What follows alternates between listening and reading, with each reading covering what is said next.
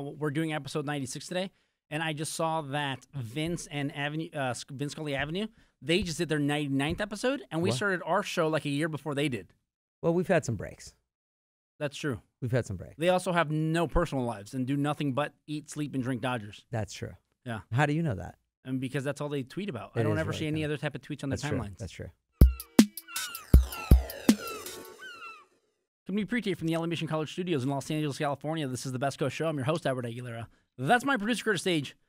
Curtis, the Dodgers won today. The game started at 9 a.m. Yes. And the game just ended, and the Dodgers won 7-0. Maybe they should have morning games all the time. Morning games all the time? Yeah, because it seems but like then nobody would go. Nobody can see the games on TV, so what's the difference? That's true. I mean, because the game was in Florida, so they're 3 hours ahead. Yeah. I mean, it's not like anybody was going to go to that game anyways, whether it be at 4 p.m., 7 p.m., or whatever. No, they did have a stadium full of kids. It was free. Bring the kids from school. Everybody got out of school in Miami today for free. Do you think the Dodgers would ever do that? No, God, no. The Guggenheim Group would never do that. They would not do that. So, but Miami would have 40,000 empty seats if they didn't do that. So they were like, hey, let's fill the seats with a bunch of kids, and they did it, and it was loud. I was listening to it on the radio on my way here. I saw bits and pieces of it as I was prepping for the show. Yes. So welcome back, fans. Today is a Dodgers Nation episode. Welcome, Dodgers Nation. And today, of course, we're going to be talking Dodgers. The slide continues. Yes, we won today, but we've lost the last 3 series against the last place teams, except for now we're the last place team in the West. No, we're not. We're still better. We're 2 games better than the Padres. We are? Yes. Are you sure about that? Yes. Did the Padres play? No, at 9 no, a.m. we're too? half a game better. Half a game better. Okay. That was only because we won today, Albert. We were a half a game behind them yesterday. Doesn't matter. Okay. It doesn't make my statement any less true. Oh, my gosh. By the weekend, by the time you're seeing this show, which you'll probably see it on Sunday, we're playing the Nationals, and Scherzer going up against Scherzer on Friday. So you'll know the results of that when you watch this episode. I'm going to tell you what the results of that are going to be right now. No hit through 8 innings, and then Dodgers win 2-0? Yes, because Dodgers win 2-0? Yeah, that's a Max Scherzer start. It's going to be one of those anomalies where we're so bad. Matt Scherzer's going to no-hit us, and we're still going to win 1-0. Here's what's going to happen. Did you know that? I was thinking about that. Did you know that? The Dodgers are the only team in Major League history to win a game where they were no-hit, and they're the only team combined who have thrown a no-hitter, combined no-hitter, and have been thrown at a combined no-hitter. Oh, yeah. That's some good stats. So I think that's what's going to happen. I believe the Dodgers won 1-0 against the Angels and Jared Weaver back in I don't know, 2005. Matt Kemp was on the team. I remember that game. Yeah. And we won 1-0 while getting It was no like hit. on a wild pitch or something, runner at third. I believe Matt Kemp struck out, got to first base on an error, stole second, got to third, and on a fly ball tagged and came home. And the Dodgers won 1-0 while getting no hit. Perfect. And then Seattle no-hit us a couple of years ago in a combined no-hitter. Yes. And then we just got our combined no-hitter. Yeah. So this weekend series against Washington, I'm actually, and I'm sure many Dodger fans are praying for this. Bring Bryce Harper to Los Angeles?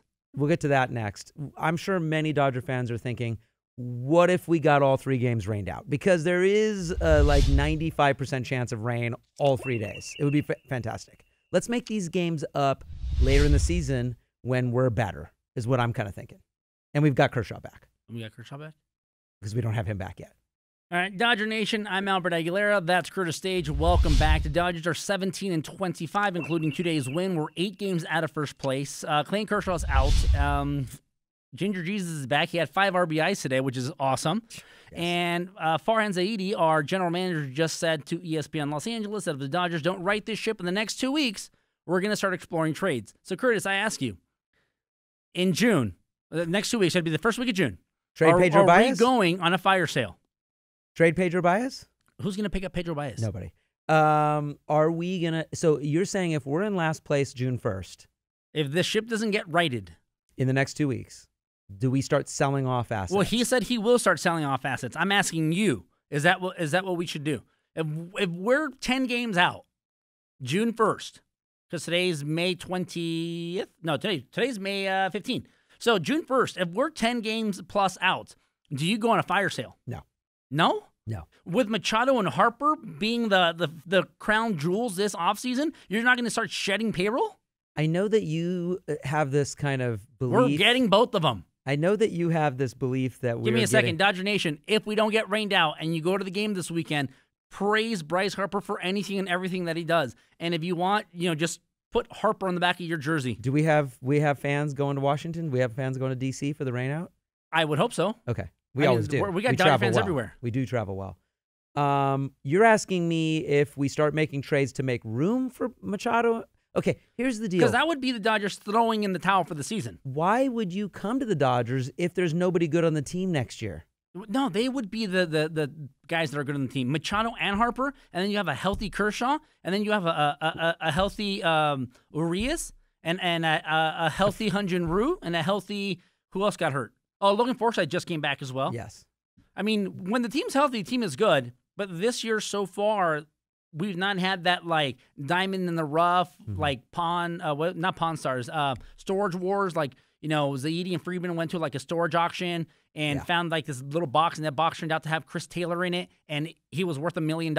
Yes. Well, that still could happen. I mean, we have players that can come up. Who is our player in the rough right now? Nobody. Not right now, and that's the reason why in May our team hit 220. That was their batting average in May. The ERA, God knows what that was in May, but it definitely wasn't good. Are we still hoping Andrew Tolles comes back? Who's we? Us? Everybody? You and I? Because everyone was saying, Andrew Tolles, bring up Andrew Tolles, and then he got hurt. So where's Andrew Tolles going to play? I don't know. They brought Verdugo for a little bit, and Jock decided he was going to lead the league in batting average, not batting average, on base percentage. Just because he started walking. Yeah, he's at like 580, and you're like, whoa. Let's talk about Jock just for a second because... Congratulations, by the way, Jock Peterson and wife. Yes. I don't know his wife's name, but they are expecting their first child. That's true. Congratulations. Let's talk about Jock for a second because have you seen what he does up at the plate recently? No.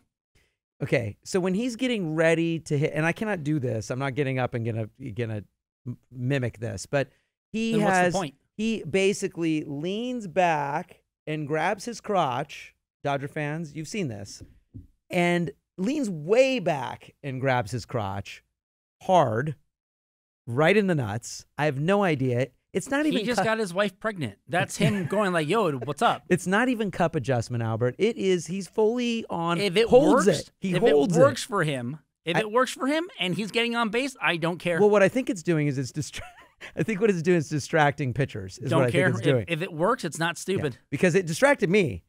And I don't really usually watch dudes grabbing their junk down there, but he holds on to it for about maybe 2.5, 3 seconds. Longer than an adjustment should. Longer. It's like Chase will just do a quick adjustment and whatever. We're cool with that. Right. But he holds it. It's a weird thing. You haven't seen this? I haven't noticed that. I mean, it's new. I don't look for that. Okay, well, now you won't be able to unlook for that. I don't look for that. Well, you should, because I think it's making a difference in him getting on base. I really do. What we should do He's not getting more hits. We should start the woo at the stadium when he does it. Yeah, that would be good. Dodger fans, there needs to be some sort of thing that happens when he does the lean back and the hold, the grip. I'm going to call it a grip. It's more a grip than anything else. Do you remember, you never saw wrestling growing up, but I was going to tell you, in WWF growing up in the 90s, there was a similar guy named Val Venus, and he was modeled after a porn star. So that was his gimmick. Maybe Jock has been looking at the WWE online in their streaming service and has been like just looking for gimmicks. So it's maybe Dieter Brock needs to do a little something, some 70s, kind of porn music. Brown Chicken Brown Cow? Something like that. While he leans back. As soon as he leans back, and it's every time. Well, that would be funny. That would be really funny. And then the crowd, of course, doing some sort of woo, something. I don't know what. So that's something that maybe we should kind of drum up a little bit. We need a Dodgers hashtag Nation, for him. let's get on this. The Jock grip. We need a hashtag for it. I don't know if Jock knows he's even doing it. I think he does, but we should make it a GIF, and then we'll turn it into a hashtag. Okay, we'll figure it out. I like it. Okay, start doing that. So we've got today we broke out of a little bit of slump, and of course a big portion of that is Justin Turner coming back, and we knew that was going to happen. You're panicking. We've been panicking, and Dodgers fans have a right. Panicking. You're not panicking. I'm not panicking. Dodgers fans have a right to panic or be upset. Am I upset team. and frustrated? 100%. Am I panicking? Absolutely not. You're not. You still think it's early? Yeah, I mean, baseball season is so long. Yes. Baseball season is so long. And all it takes is 1 week. You get hot for a week while Arizona, shits the bed. They've been on a slide, and they just and AJ Pollock. And we picked up no games because we lost, I think, 9 in a row. I know. I mean, you go 500 during that stretch, all of a sudden you're 4 games out. Yeah. And AJ Pollock, and I don't wish this on anybody, but look, Justin Turner, our best player, just got hurt. Our best hitter just got hurt. He was out for a month and a half. A.J. Pollock just broke his wrist diving for a ball in the outfield. He's been the Diamondbacks' best player for the start of this season. So maybe that's the catalyst, right? So we had, no Ginger Jesus to start the year. We looked like garbage. And then all of a sudden, Pollock, who was on fire to start the year, especially against the Dodgers, breaks his wrist. So now it all comes full circle. It's yin and yang. Dude, we lost to the Reds, and I'm going to tell you right now. Last week, you were saying we need to play the Reds because they suck and they swept us. They swept us. We got to play Miami and we got to play San Diego, and we've lost all these series. We lost all the series. Dude, the Reds, I was watching 2 of the Reds games. The only player I knew was Joey Votto and Hamilton, I guess. And Hamilton. What about Dark Knight? Okay, and him, and he looked like a Cy Young candidate against the Dodgers. I'm surprised the Dodgers didn't go after him. I know, if he's a reclamation project. Yeah, he fit the stereotype. Oh, this guy's not making money, and he used to be great. Do you think that he decided to go to Cincinnati, that he wanted to go to Cincy because... No, Cincy claimed him. He didn't have a choice. Okay, they released him, and then you know how it goes where it goes worst to best, National League, and then it would go worst to best, American League. So we were like 3rd on that list. We were 3rd or 4th on that list, and I guess Cincinnati were the first. They were the first on that list, right? So they claimed him right away, and then whatever it is, the Mets dealt for him. Yeah, I mean, he's at least better than most teams' number 5 starters. Right. He just needs to get something right, and he needs to not get hurt. The last thing we need is another dude who gets hurt all the time. Right. So, and he's one of those guys.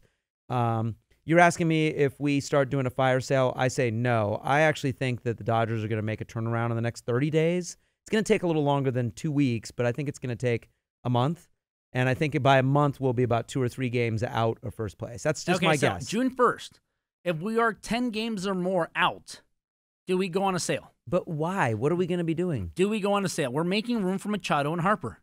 Okay, we have less of a chance of getting Machado. Look, the Lakers... Okay, let's play. Okay, Dodger Nation, we're going to play probability. And I don't know his name, but his name... Well, I don't know who he is, but I know his name is Jacob. And I think he's an attorney. So if you're ever driving on the freeway... Emrani. Jacob Emrani. Okay, this guy... Not a sponsor for our... He's not sponsoring our show because we don't have sponsors, but it's okay. Jacob, if you watch this show, have your people call our people. He's a huge Laker fan. He's a massive Laker fan, and I really love when the fans do this and private organizations do this. The dude's got billboards all over Los Angeles that say, like, the next retired jersey, and then it has LeBron, or it's like, the next king of L.A., or LeBron, and it's with the L.A. Lakers symbol. And I like that. I like recruitment from the people, not necessarily. I mean, it's cool that other players or organizations will do it, but other organizations can't do it. He spent his own money. Right. So other players, at any point, I can, if I'm an NBA player, I can hit up LeBron. Yo, hey, good luck against the Celtics, but come to L.A., right? Mm-hmm. Which some players might be doing, but Magic Johnson can't just come out because he'll get fined. But Jacob, nothing's stopping this lawyer from going, yo, LeBron, check out all these billboards, dude. We'll love you here. So let's play probability. Higher probability. LeBron James coming to the Lakers. Machado signing with the Dodgers. LeBron. Okay.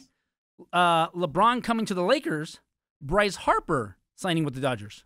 That's a little closer. But if the Dodgers suck, then why would he come here? Because he wants to win. He can make them unsuck. We just went to the World Series last year. Because any player that's signing Harper is giving him the whatever money he wants. So he wants to get to the World Series. Okay, I'll go into that in a second. Okay. Now, I still think LeBron has a better chance. LeBron? Really? Yes. Okay. Machado or Harper?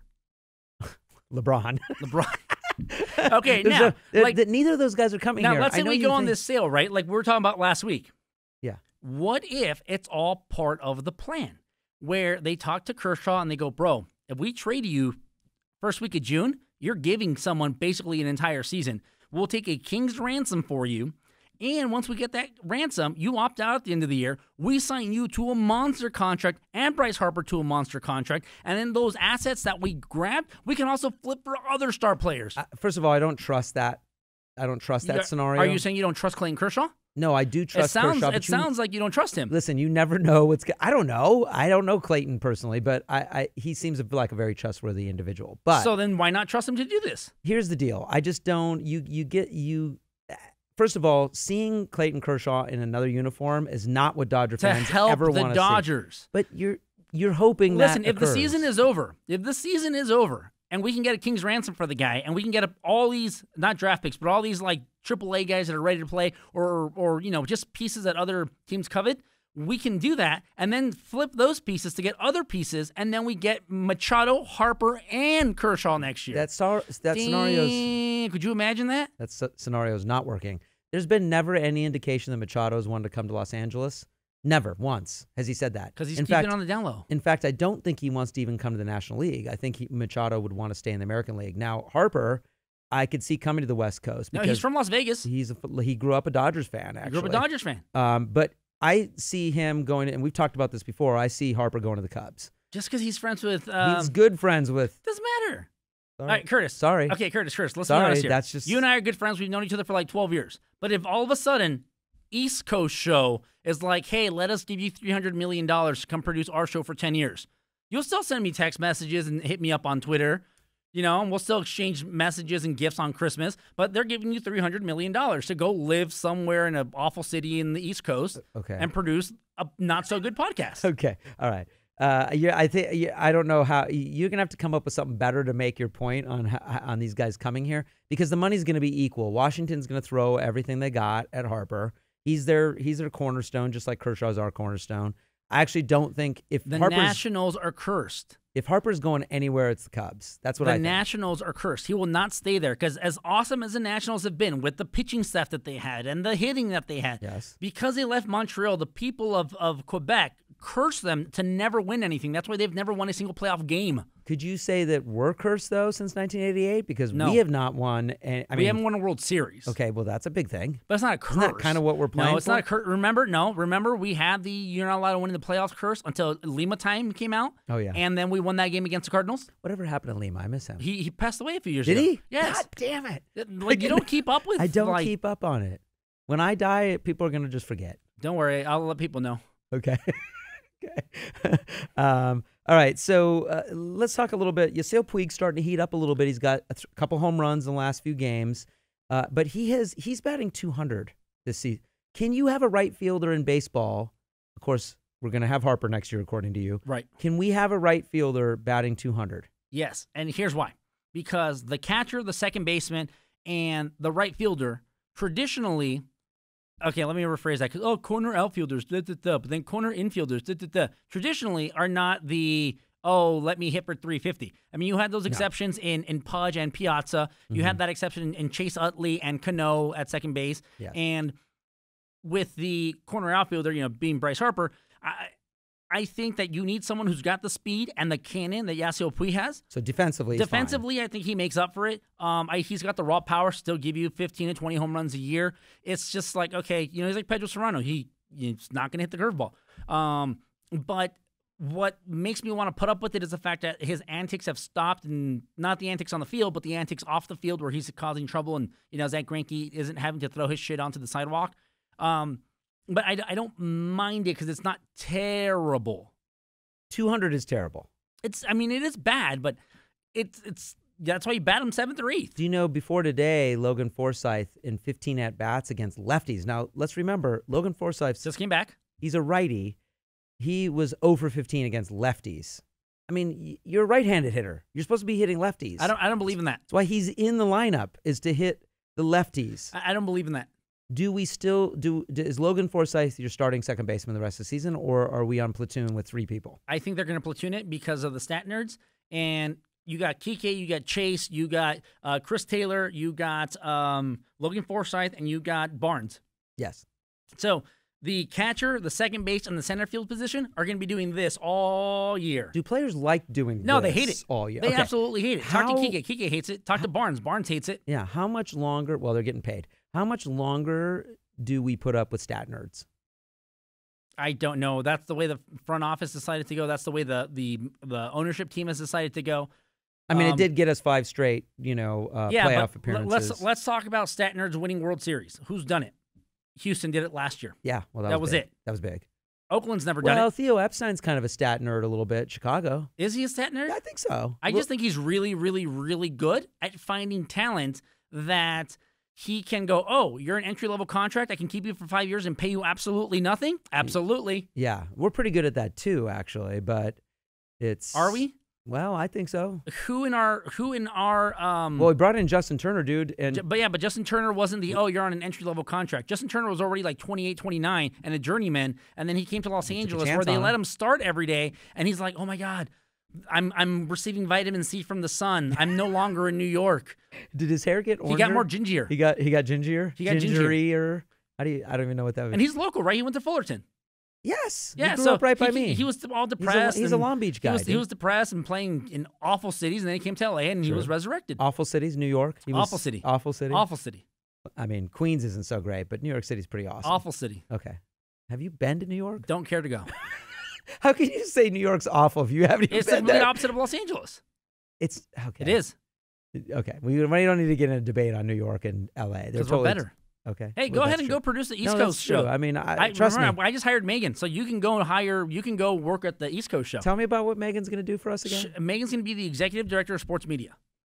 That's her official job title, executive director of sports Are media. you going to give a shout out to Megan for her Twitter handle and stuff? I already did that. Oh, you did? I did it on the Twitter. You did that? Yeah, it Oh, was I done didn't on see Twitter that. Was earlier I supposed today. to see You that? see, that's why you're a terrible producer. How come I didn't see this? Because you're too busy like doing other stuff, Okay. worrying about what's Can happening Megan in the East move Coast. lights and stuff? Can she take over for guys? Can she do move She some set might work? be able to, but I don't want her doing that. No production work. I don't want her doing the physical production work. She might delegate some of it, but her job is to do stuff in sports media for us, Okay. not Alright. studio. So that's what social media coordinator Dave is for. She'll probably do better stuff than we're doing in sports media. All right, Dodger Nation. So, yeah, go ahead and find her, stalk her on the Twitter. It's at Megan Presson. She'll be doing a lot of our sports media stuff because we didn't have a sports media person. Yes. And now you can, like, if you want, when she comes on officially, you can go do the East Coast show thing because you love New York so much, apparently. Because you're from Minnesota. You're not local. Great. Yes. My dad's side of the family's from the Bronx, so I got. See, there you go. Yeah, I got a There New York you go. connection there, but I'm not. But We'll keep Alex Faust, and then you can go to Brooklyn, where he's Really? from. Really, okay. So what's the status? Do we know a status on? You brought up Julio Urias earlier. What's the status on Julio Urias? He's throwing off a mound.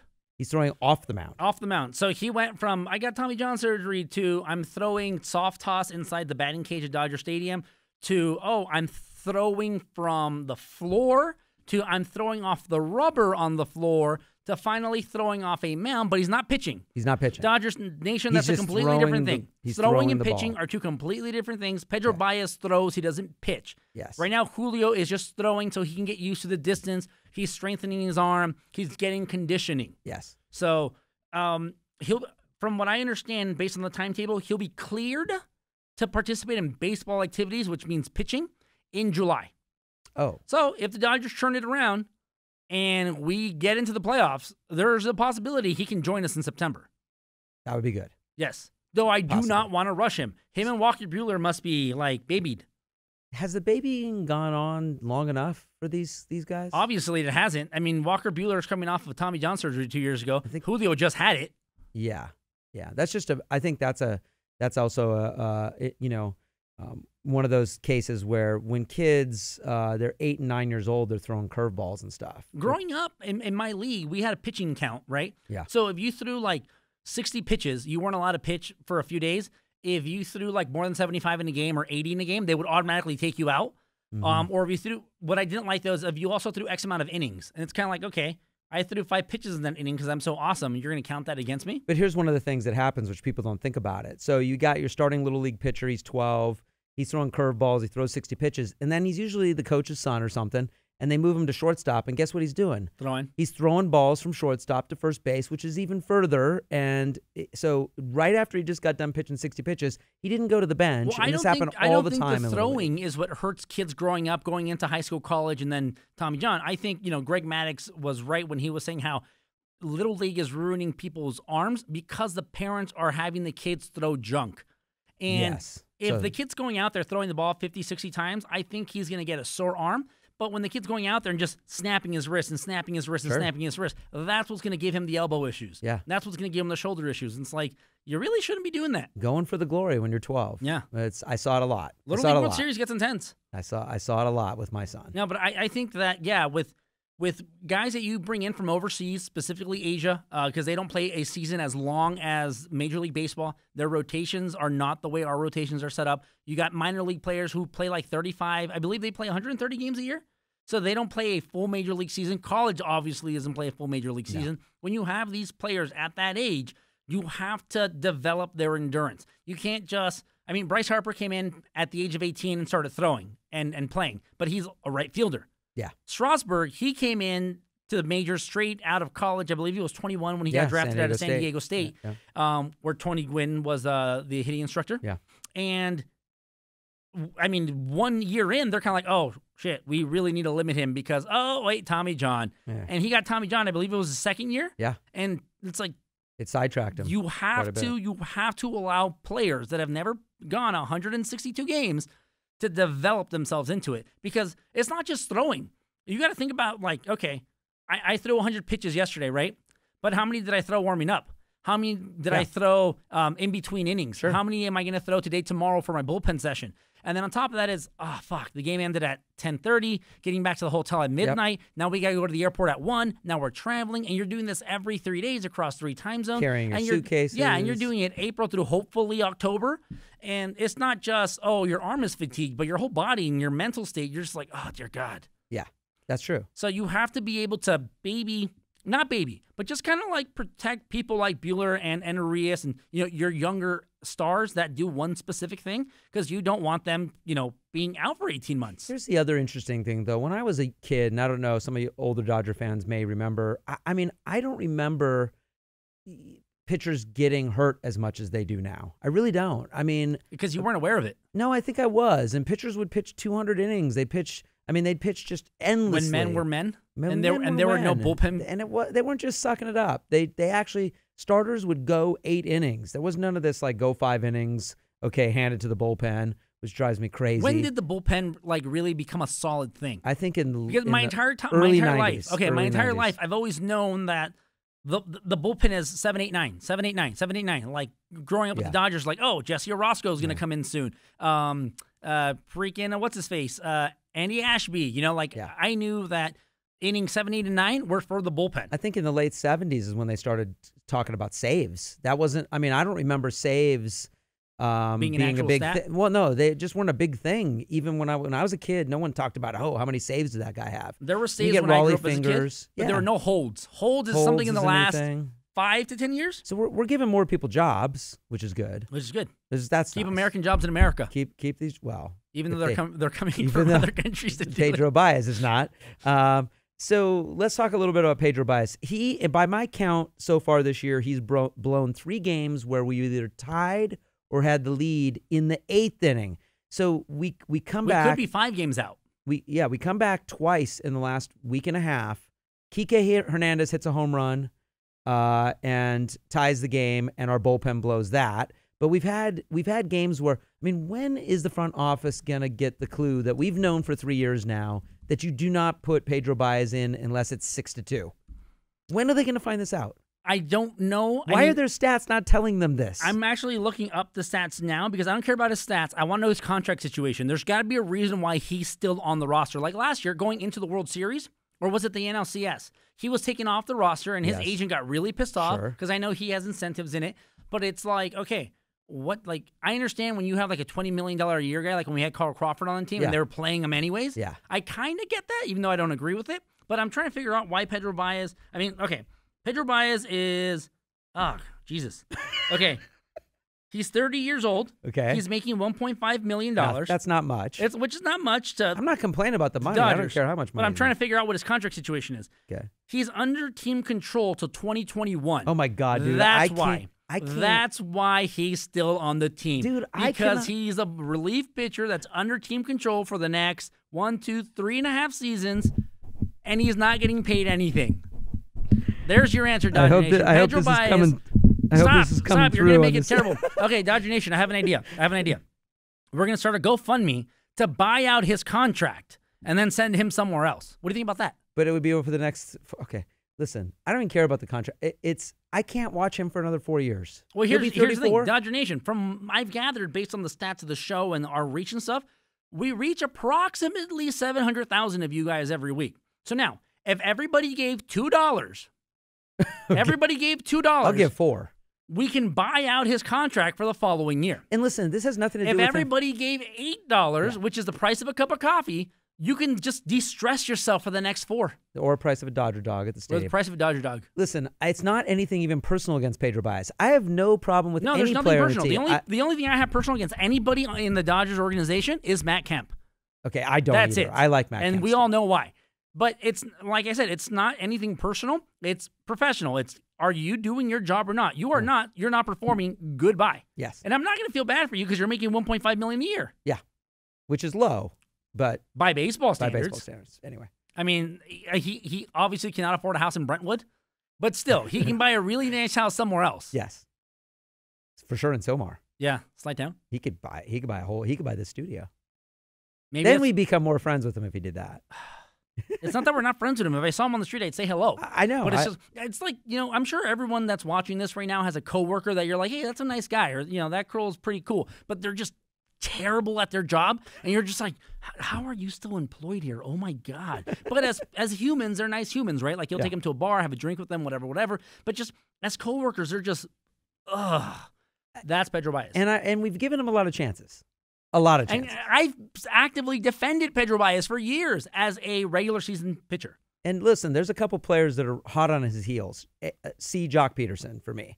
There's a couple players that, look, we've given you a lot of chances, and I really like Jock. I really like that guy.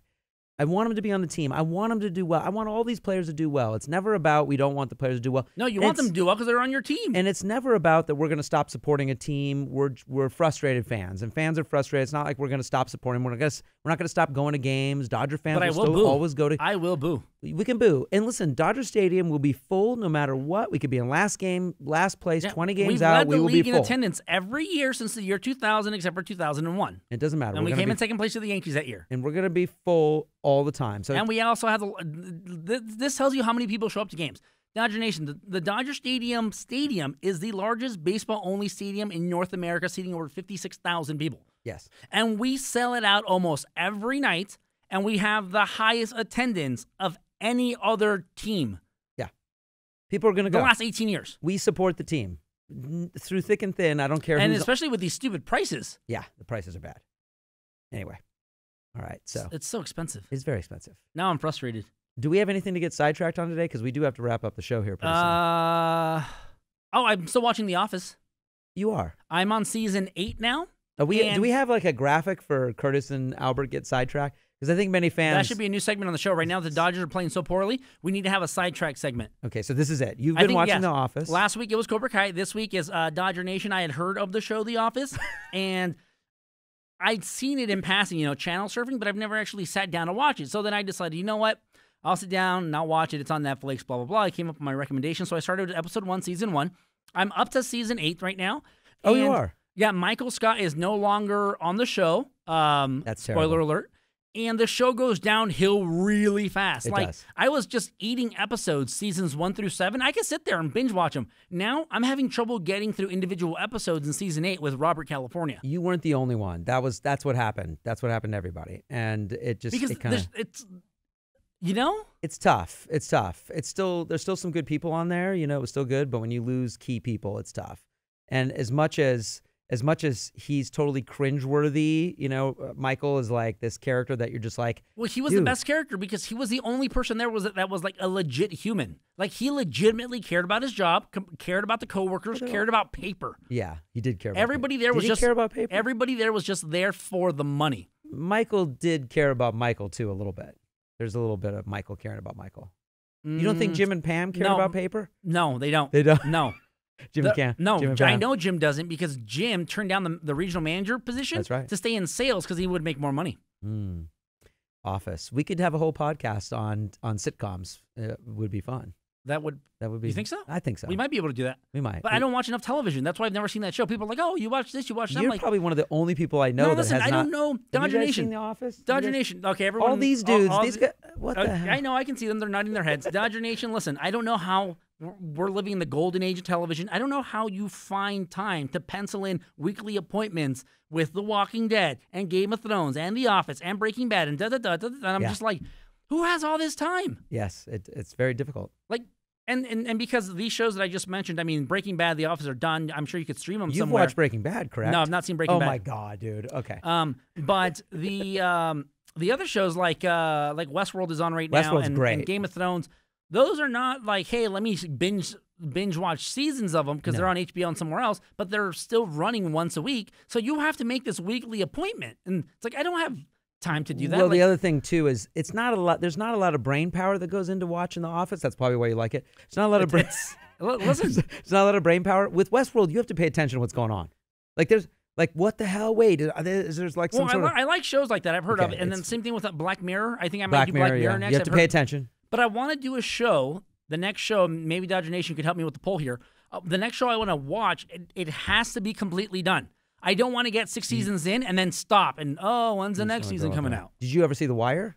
No, I heard The Wire's really good, too. good. The Wire's one that happens in Baltimore, right? Yes. Okay. It's serious, though. And preferably, it's on Netflix, too, just so I could binge watch it. I don't know if The Wire's on there anymore, but anyway. Yeah, we'll get you, Dodgers Nation, let's get Albert watching his next show, because you're going to be done, in about 2 weeks with The Office? Hopefully, if I can... You might be speeding through some of these seasons. But Season 8 is just hard to watch. Yeah. I'm like 7 episodes in. It's hard to watch. Seasons 1 through 6 are great. Yeah. What was the best season so far? Do you remember? Best season so far... Really, everything before before Saber takes over is okay, really good. Got it. Saber took over like mid-season 7 or something. And that's when it started going down. Yeah. I think my favorite season has to be the one where he started the Michael Scott Paper Company. Yeah, that's great. That is great. Did you ever watch Sunny in Philadelphia? Have you watched that? I've seen bits and pieces of it. I've seen shows of it. You're gonna like that one too. They're not done yet. They have one more season. Because I know Fox just canceled the Mick, so then they might be able to do more of Always Sunny, like Sunny is the streamlined. best. It's so funny. It's so funny. It's so rude. I did see the episode where they write the letter to Chase Utley. Yes. And then a couple of years ago, one of the greatest episodes I think ever. it was the year before Chase Utley came to the Dodgers. Chase Utley, as a Philly, actually read Mac's letter out loud and responded to it. He's been on the show. Yeah. Yeah. If he's been on their show, he should come on ours. We're not as idiotic as those guys, so maybe we need to get dumber. And then Chase will come on so he can make fun of us. Oh. We need to be made fun of for Chase to come on the show, I think. Okay. I think. Like, I'm okay with that. I don't know. Anyways. All right, what's our gift of the day? Guys, our gift of the day, this is Bartolo Colon stopping a line drive with his gut because he's got built-in padding. How awesome is that? It's the best. That's an additional defender there. It is. Greg Maddux, what did he have, like 15 straight gold gloves? Yes. Look out. If he wins a Gold Glove this year, does his stomach get a special Gold Glove? There's got it. No, they shouldn't give him that. No. The... What they should do is give him a catcher's vest. That would be yes, awesome. Is it Rawlings that does it? Rawlings should give him a catcher's vest and not an actual glove. And the catcher's vest should be gold. That would be awesome. That would be amazing. Maybe we need to make that graphic, make that kind of thing happen. I think we could do that. Start that too. Why did we not sign Bartolo Colon? Just for fun. I don't know. I think he's still better than most pitchers in the league. Still, I still would take him on my team. Right, but I mean, let's be honest. He's like 40-something, but he's a fun guy to watch. And he never gets hurt. And he never gets hurt. And, like, okay, the dude eats innings. He could be the number 5 guy. You know what you're getting from him. We never got him.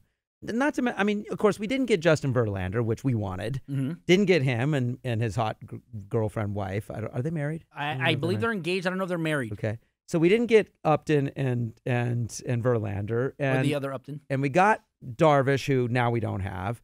We didn't get Sonny Gray. We didn't get... every team the Dodgers were like up against we didn't get got Chris better. Sale. We didn't get Chris Sale. The Dodgers did not get better in the offseason. I'm just naming pitchers who we could have gotten in the last couple of years, and we did not. We would have to give up people. It's a good thing we didn't go after Price, though. We would have to give up Bellinger. I believe Price makes more money than Kershaw, right? Price has the highest single-season contract in baseball history. But we would have to give up $31 million or something stupid. Yes. We would have to give up Bellinger, though, for that. I'm not going to do that. All right. Anyways, Dodger Nation, thank you very much. Swing by again. Don't forget to stalk us on Twitter at BestCoast Show. Check out all the behind-the-scenes stuff on the Instagram, also at BestCoast Show. You can find the podcast on iTunes, SoundCloud, Stitcher, really anywhere podcasts are heard. But that's been our show, and you guys have a good night.